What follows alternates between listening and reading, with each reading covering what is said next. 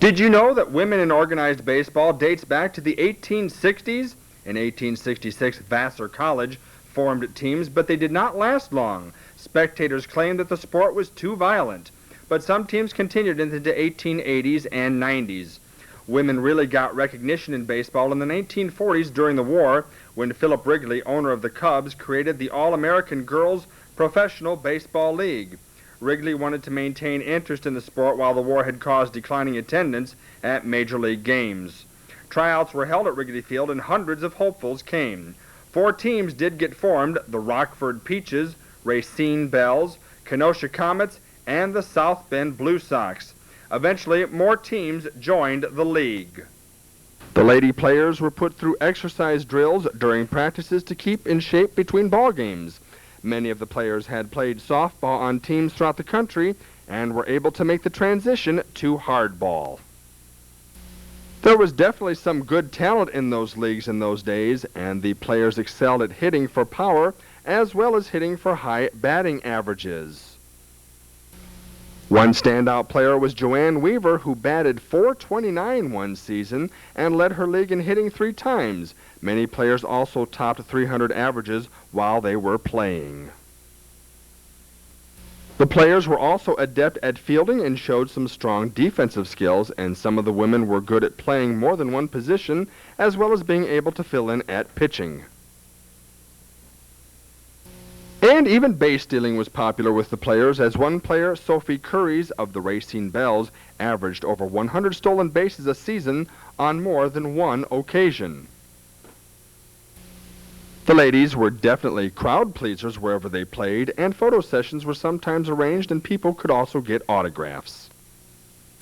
Many of the players enjoyed the attention they got as well as showing off their talent. The Girls Professional Baseball League, however, began to decline in the late 40s, but it definitely showed that women were destined to succeed at the sport. One-year attendance figures exceeded 1 million, which proved that there was definitely a following among the people in the Midwest. Even former Major League ball players like Jimmy Fox, to name a few, became managers for the women's teams, and they were able to pass along their knowledge of the game to the lady ball players. Joe DiMaggio arrived in the major leagues in 1936 with the Yankees. The Yankee Clipper, as he would soon be called, batted .323 that year and led the league in triples with 15. The Yanks would win the World Series that year and the next 3 years. All totaled, DiMaggio would play in the series 10 times for the Bronx Bombers, winning 9 of them. But without doubt, Joltin' Joe's greatest feat was his 56-game hitting streak in 1941. From May 15th through July 16th, he hit safely. The streak began against the White Sox and ended with the Cleveland Indians. In the streak, DiMaggio batted .408 with 91 hits, among them 15 home runs. He would miss 3 years for military duty, return in 1946, and then retire in 1951. But did you know that DiMaggio, while in the minor leagues in the Pacific Coast League in 1933, had hit in an incredible 61 games? And he had 2 brothers, Dominic and Vince, also play Major League Baseball. A few years later, after his playing days, DiMaggio was a newsmaker again. Seeing a photo of a rather pretty blonde actress posing with 2 White Sox players in publicity shots, DiMaggio wanted to meet the woman. She was, of course, Marilyn Monroe, and soon Joe was able to meet her in New York. From there, a relationship grew for a couple of years before they were married. They honeymooned in Japan and Korea, where Marilyn was, of course, a huge success with the servicemen over there. It was fun being in Korea. Boy, those servicemen cheered. I thought they'd stampede the stage. But Joe didn't mind. One thing's for sure, the men overseas are the same as the ones in America. I don't know why. But the storybook marriage lasted less than a year, even though DiMaggio and Marilyn remained on good terms until her death in 1962.